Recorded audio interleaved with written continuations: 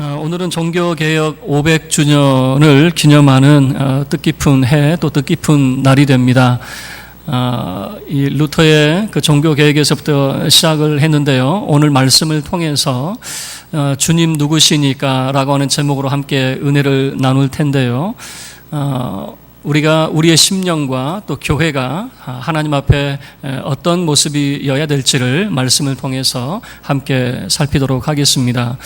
여러분, 우리 인생의 참 만남이라고 하는 것이 얼마나 귀중한지, 박지성이라고 하는 이런 인물이 히딩크라고 하는 사람을 만나서 세계적인 그런 스타로 발돋움을 하게 되죠. 박지성이 2년 6개월 동안 일본에 있을 때는 인지도가 매우 낮았습니다. 그때만 하더라도, 그 시절만 하더라도 일본 축구를 우리 한국에서는 좀 무시하고 알아주지 않는 그런 풍토였거든요. 그럴 때 히딩크 감독이 박지성 선수를 선발할 때 이 신문지상이나 뉴스는 난리가 났습니다. 왜 그런 사람을 기용을 하느냐, 난리가 났습니다. 그리고 친선전을 치르는데 대판 깨졌어요. 그때 히딩크의 별명이 여러분 기억나세요? 5대 0이었습니다. 5대 0. 항상 경기만 하면 5대 0으로 졌다 해가지고 별명이 5대 0이었어요. 그래서 감독도 혼쭐이 나고, 그리고 박지성 선수도 혼쭐이 나는데, 막상 월드컵 경기를 치르고 나니까 오히려 영웅으로 부상이 되었고, 오늘날에는 정말 세계적인 그런 스타로 부상이 이제 일어나게 되었죠. 이 백지연의 피플 인사이드라고 하는 프로에서 이제 지금은 하진 않는데요. 거기에서 히딩크 감독과 그 면담하는, 인터뷰하는 그런 시간이 있었어요. 그래서 히딩크 감독에게 왜 박지성 선수를 선발을 했느냐라고 물어봤을 때 이렇게 답변을 했습니다. 처음 봤을 때 엄청난 실력을 갖춘 선수는 아니었습니다. 놀라운 의지력이 어떤 성공 사례를 보여주는지 좋은 사례입니다. 그는 본인의 목표를 달성하기 위해 굉장히 노력합니다. 여러분, 이 말은 이런 내용이 담겨져 있어요. 그러니까 첫눈에 반할 정도의 실력을 갖춘 선수는 아니었어요. 그런데 그의 잠재력, 그는 말하기를 의지와 노력이라고 하는 두 가지를 표현하고 있거든요. 박지성 선수에게서 보여주는 잠재력은 의지와 노력이었다는 것이거든요. 한 예가 있습니다. 공이 그 터치라인 밖으로 넘어가려고 하는데 그 공을 끝까지 쫓아가는 선수는 박지성 선수 한 사람이었다고 그래요. 그리고 그라운드를 쉴 새 없이 뛰어다니고 누비는 그런 선수였죠. 그의 가능성을 봤죠. 이런 만남을 통해서 참 묻힐 뻔한 그런 보배가 세상에 나타나죠. 성경의 인물 가운데도 그런 인물들이 보입니다. 구약에서는 다윗과 같은 사람을 찾아볼 수가 있죠. 그는 양을 치는 목자였습니다. 평생 그렇게 살아갈 줄 알았어요. 그런데 어느 날 그에게 찾아온 사무엘이라고 하는 선지자를 만남으로 다윗은 점점 그 인생이 민족을 블레셋의 그런 군대에서 구하는 영웅으로, 나중에는 한 민족을 다스리는 왕으로 변화가 되죠. 신약의 인물 가운데는 베드로를 들 수가 있을 것 같아요. 베드로는 갈릴리에서 물고기 낚는 어부였습니다. 그러나 어느 날 자기 인생 가운데 찾아오신 예수님을 만남으로 그의 인생은 물고기 낚는 어부에서 사람 낚는 어부로, 예수 그리스도의 복음을 전하는 영적인 거장으로 변화가 되었던 것이죠. 바울이라고 하는 사람, 이 바울이라고 하는 사람도 어떻게 변화를 갖게 되었는가, 어떤 만남이 있었길래 그의 삶이 변화가 되었는가, 말씀을 통해서 함께 살펴보도록 하겠습니다. 3절부터 11절까지 이야기는 크게 두 가지 내용을 담고 있습니다. 첫 번째는 뭐냐면, 나도 당신들과 사실은 똑같은 부류입니다. 지금 바울은 예루살렘에 왔고 성전에서 오해를 사게 되죠. 성전에 유대인 아닌 사람은 들어갈 수 없는 그 구역에 바울이 이방 사람을 데리고 갔다라고 하는 오해를 사게 되고, 사람들이 바울을 이제 죽이려고 할 때 천부장이 그를 요새로 데리고 갔죠.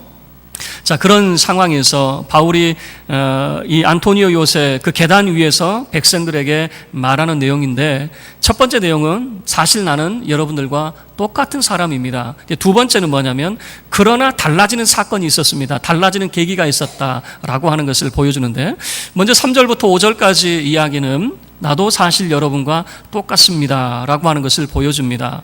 3절 말씀은 자기가 어떤 사람인지를 넓은 범위에서 점점 좁혀가는 모습을 보여주는데요.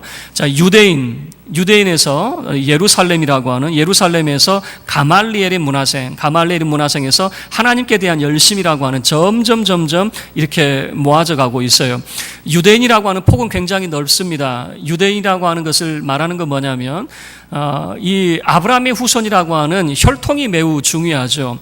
그런데 이 유대인들은 세계 도처에 다 흩어져 살고 있었어요. 그래서 바울은 이렇게 말합니다. 나는 유대인입니다. 혈통적으로 아브라함의 후손입니다. 두 번째, 비록 나는 길리기아라고 하는 다소에서 태어나긴 했지만 나는 이 예루살렘에서 자랐습니다. 이 예루살렘을 강조를 하고 있는 겁니다. 예루살렘은 신앙의 정통을 가지고 있는 곳입니다. 여러 지역이 있지만 다른 지역은 이 신앙의 정통성을 인정받지 못해요. 사마리아는 아주 그냥 내놨고 갈릴리 같은 경우도 마찬가지예요. 예수님께서 나사렛 출신이다라고 하는 거, 이 갈릴리 근동에 있는 사람들은 신앙이 정통신앙이 아니고 그들의 신앙은 변질되었다라고 이해를 했어요. 신앙은 오로지 예루살렘의 신앙만 인정을 하게 되었거든요. 그래서 바울은 이렇게 말합니다. 나는 태어나기를 다소라고 하는 이 도시에서 태어났지만은 어려서 유학을 와서 이 예루살렘에서 자랐습니다. 그리고 그 예루살렘에서 가말리엘이라고 하는 사람을 이 랍비를 이제 지칭을 하는데요. 이 가말리엘이라고 하는 사람은 랍비 중에 랍비였습니다. 랍비라고 하는 그런 그 율법의 선생이 많이 있잖아요. 그 중에서도 존경받는 그런 랍비가 있습니다. 그래서 그런 존경받는 랍비들을 우리들의 랍비라고 하는 라반이라고 하는 칭호를 붙여줍니다. 그런 라반 칭호는요, 랍비들 중에서 존경받는 그런 랍비가 됩니다. 이 가말리엘은 7명의 라반 중에 한 사람이었습니다. 특별히 이 가말리엘에게는요, 별명이 붙었는데 율법의 아름다움이라고 하는 별명이 붙어 있었습니다. 이 가말리엘을 다른 말로 표현하자면, 우리식으로 표현하자면 이런 해석도 가능할 것 같아요. 걸어다니는 율법책. 우리가 이런 말 하잖아요.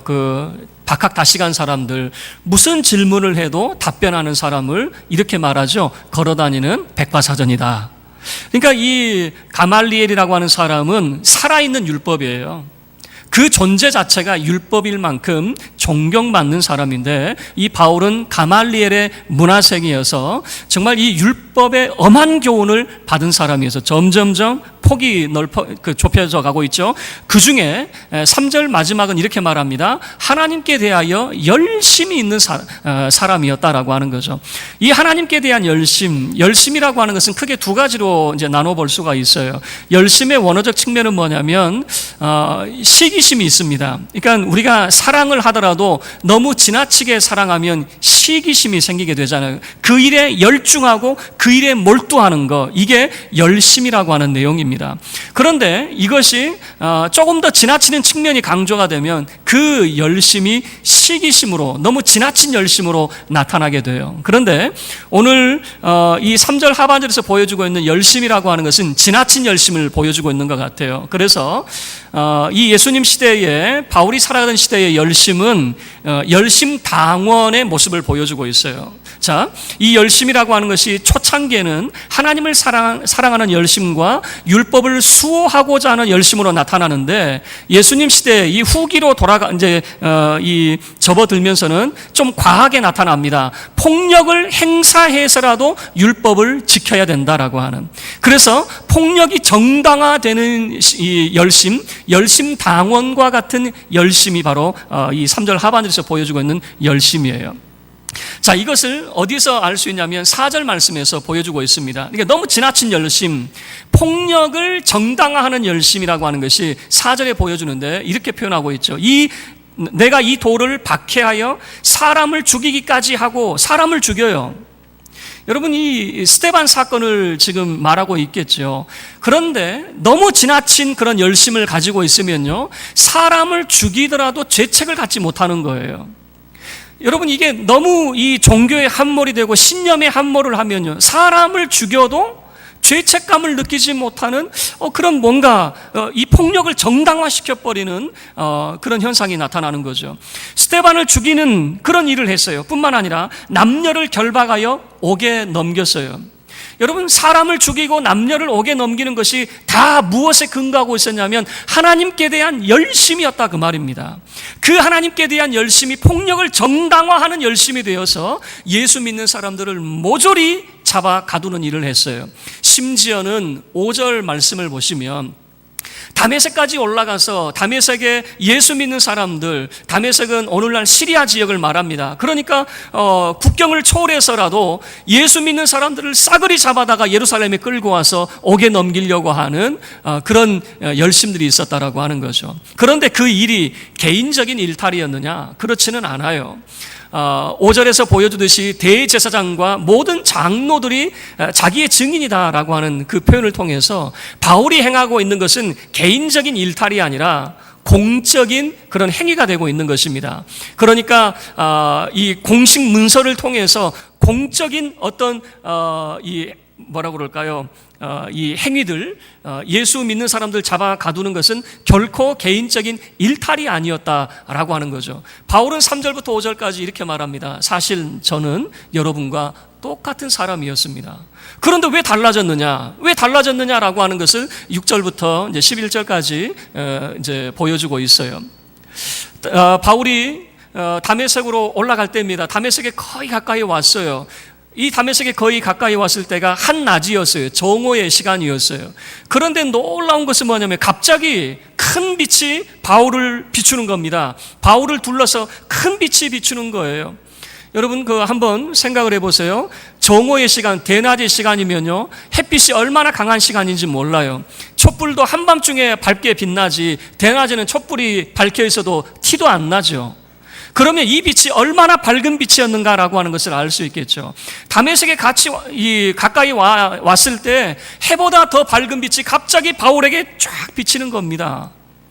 바울은 그 빛에 얼마나 놀랬던지 땅바닥에 그냥 엎드러지게 되는 거죠. 그런데 그 빛 가운데에서 음성이 있어요. 소리가 들리는 겁니다. 뭐라고, 어떤 소리가 들리냐면 사울아, 사울아, 내가 어찌하여 나를 괴롭히느냐, 박해하느냐, 그 말이에요. 너 왜 나를 힘들게 하고 있어? 라고 하는 거죠. 여러분, 이 말은 바울에게 큰 충격이었을 거예요. 그 빛이 임했다라고 하는 것은 하나님의 영광 아니겠습니까? 여러분, 그 빛이 우리는 어떤 빛인지 알고 있어요. 세상의 빛으로 오신 빛 되신 예수님께서 지금 바울을 마주서고 있는 모습이라고 하는 것을 우리는 잘 알고 있지요. 바울은 깜짝 놀랐습니다. 하나님께 대한 열심, 지금까지 하나님을 위해서 살아왔어요. 지금까지 그가 살아온 환경은 오로지 하나님을 위한 삶이었어요. 하나님을 힘들게 한다라고 하는 것은 한 번도 생각을 못했을 거예요. 그런데 그 음성이 바울에게 뭐라고 이야기하냐면 너 왜 나 힘들게 하느냐, 그 말이에요. 너 왜 나 괴롭히고 있어? 그런데 이 표현은 뭐냐면 한 번 괴롭혔다는 말이 아니라 미래에 괴롭힌다는 말도 아니고 지금까지, 과거에서부터 지금까지 쭉 괴롭혀왔다라고 하는 것을 보여주고 있거든요. 바울이 큰 충격을 받았겠죠. 지금까지 내가 주를 위해서 살아왔고 주님만 위해서 살아왔는데 내가 주님을 괴롭혀요? 그런 그 충격이었겠죠. 하도 황당해서 바울이 질문을 합니다. 주님, 누구십니까? 누구시길래 내가 주님을 힘들게 했다, 박해했다고 말씀하십니까? 그럴 때 더 충격적인 이야기를 듣게 돼요. 자, 우리 8절 말씀 한번 보세요. 내가 대답하되 주님 누구시니까 하니 이르시되 나는 내가 박해하는 나사렛 예수라 하시더라. 너는 네가 나를 박해하는 나사렛 예수다라고 하는 거죠. 여러분, 바울에게 이건 또 다른 충격이었어요. 바울이 지금까지 예수 믿는 사람들을 왜 잡아 가두었습니까? 예수 믿는 사람들을 왜 그렇게 싫어했습니까? 예수는 어떻게 죽임을 당했죠? 우리는 잘 알죠. 십자가에 못 박혀 돌아가셨다라고 하는 것은 우리는 알고 있어요. 그러나 유대인들은 십자가라고 생각하지 않아요. 나무에 달린 자예요. 나무에 달려 죽었어요. 율법에 의하면 나무에 달린 자는 저주받아 죽은 자예요. 하나님의 저주받은 자예요. 바울의 의식 속에는 예수는 저주받은 자예요. 저주받은 자가 자기 눈앞에 하나님의 영광으로 나타났다고 한번 생각을 해보세요. 뒤로 자빠질 일 아니겠습니까? 하나님께 저주받은 자는 저 영원한 지옥 불못에 들어가서 고통당해야지 어떻게 하나님의 영광 중에 나타날 수 있습니까?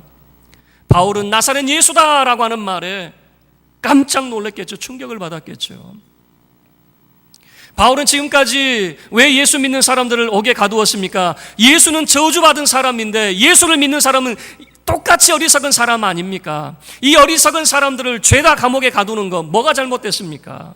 그는 그렇게 생각하고 예수 믿는 사람들을 다메섹까지 쫓아 올라가서 잡아 가두려고 했겠죠. 우리가 받는 그런 충격들이 있잖아요. 우리가 예를 들어서 월트 디즈니 같은 사람 그림 그리는데 소질이 없던 사람이었어요. 어느 신문사에서도 그를 받아주지 않았어요. 그는 젊어서 그래서 교회 창고에서 그림을 그리다가 여러분 잘 알죠. 생지를 보고 그 생지 그림을 그렸다가 히트를 친 거 여러분 잘 아시잖아요. 그림에 재주 없던 사람이 성공했죠.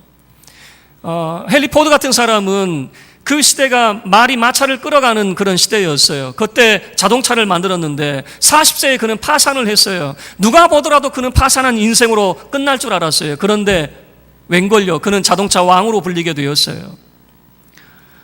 여러분, 우리의 삶 속에 사실 이해하기 어려운 그런 일들이 생겨나죠. 어리석은 사람, 멍청한 사람, 지혜가 없는 사람, 그렇게 살아갈 줄 알았더니 그 인생이 놀랍게 반전이 되고 바뀌는 경우를 보게 되잖아요. 에디슨 같은 사람은 4살 때 학교 선생님이 그에게 이렇게 이야기했어요. 이 아이 학교에 보내지 마십시오. 너무 어리석어서 도저히 가르칠 수가 없습니다 그랬어요. 그런데 에디슨을 바보 멍청이로 우리가 생각합니까? 아니죠. 그는 발명왕으로 우리가 인식을 하게 되잖아요. 멍청한 사람, 재능이 없는 사람, 파산한 사람, 여러분 그런 사람으로만 생각을 했는데 어느 순간 성공한 사람으로 눈앞에 나타난 거, 여러분 우리가 사실 받아들이기 어렵잖아요. 바울이 예수님을 만날 때도 마찬가지 아니겠습니까? 예수라고 하는 사람은 저주받아 죽은 인물로 생각을 했는데, 그래서 예수 믿는 사람, 어리석은 사람들 다 옥에 가두어야 된다라고 생각을 했는데, 그 예수가 하나님의 영광 중에 자기 앞에 떡 나타나 있다고 생각을 해보세요. 깜짝 놀라는 거죠. 그런데 그 빚 사건 때문에 이 바울은 눈이 멀어버려요. 예수님이 이제 떠나가고 난 다음에 눈을 떴는데 아무것도 안 보이는 거예요.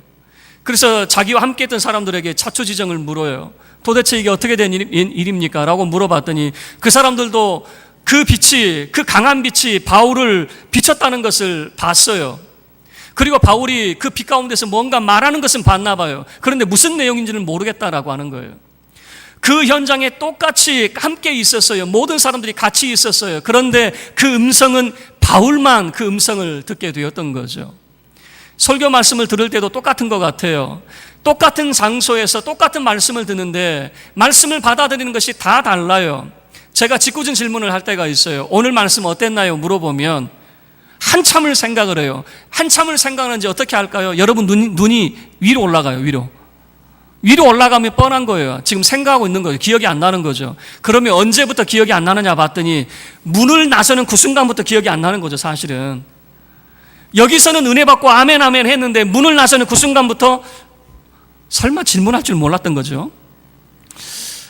하나님 그리스도를 만나는 그 빛, 그리고 그 음성을 바울이 듣게 되는 거죠. 그리고 바울의 인생은 완전히 바뀌게 돼요. 바울의 인생은 지금까지 앞만 보고 달려갔어요. 하나님을 위해서 하나님의 열심을 가지고 달려나아갔어요. 그런데 갑자기 걸음을 딱 멈춰버리는 거죠. 그 걸음을 멈추는 사건이 무엇이냐면 그리스도를 만나는 사건이었다라고 하는 거예요.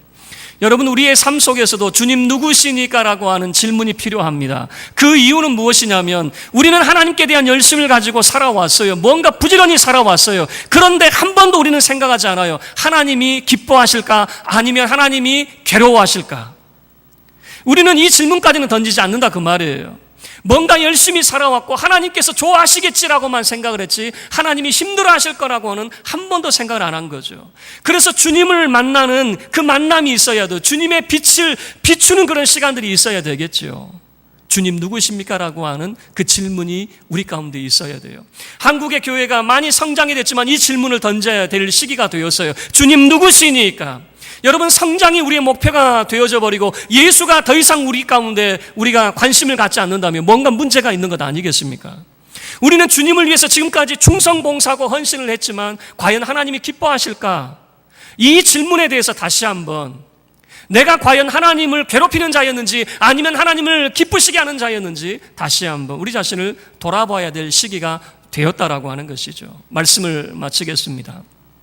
바울은 그 유대인들을 향해서 두 가지를 이야기합니다. 첫 번째는 사실 저도 여러분과 똑같은 사람이었습니다. 여러분들과 똑같이 하나님께 대한 열심을 가지고 살아왔던 사람이었습니다. 그런데 왜 바뀌었냐고요?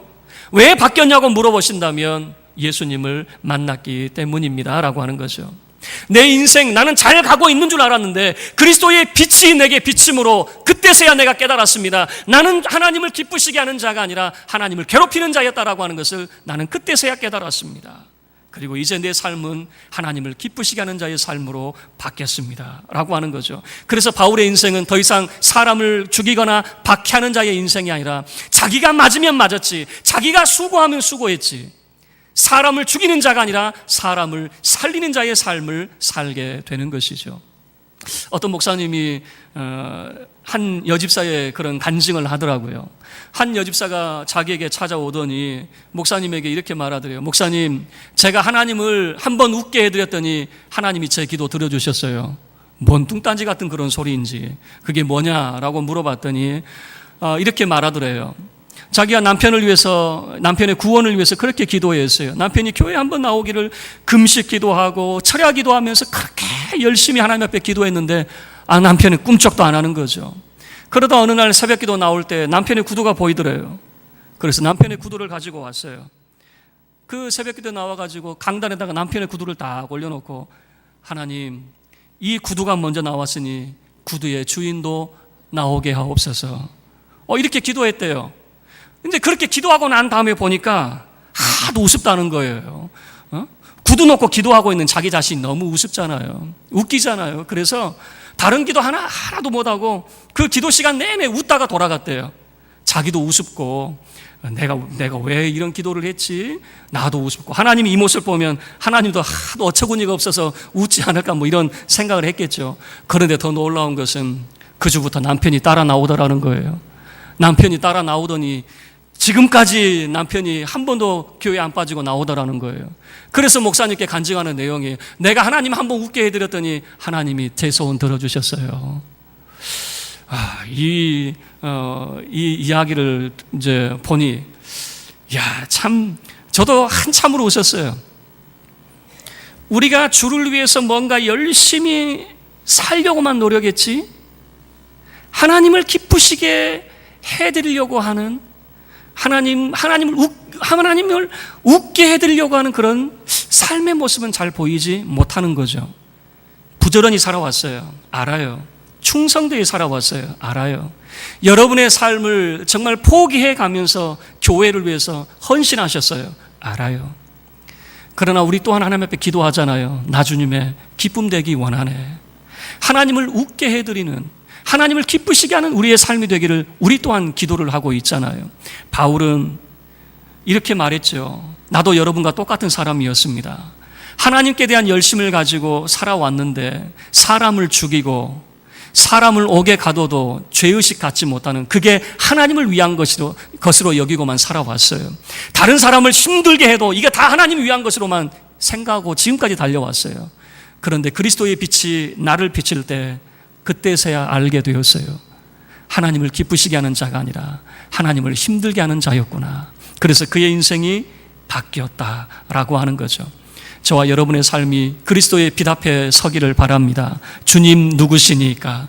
주님 누구시니까? 이 진솔한 고백을 통해서 정말 우리의 열심만을 가지고 살아가는 것이 아니라 주님을 만남으로 정말 다른 사람을 힘들게 하는 자가 아니라 내가 원하는 것을 얻는 자가 아니라 오직 하나님을 기쁘시게 하는 자의 삶을 살아갈 수 있기를 바랍니다. 뿐만 아니라 교회 공동체도 마찬가지예요.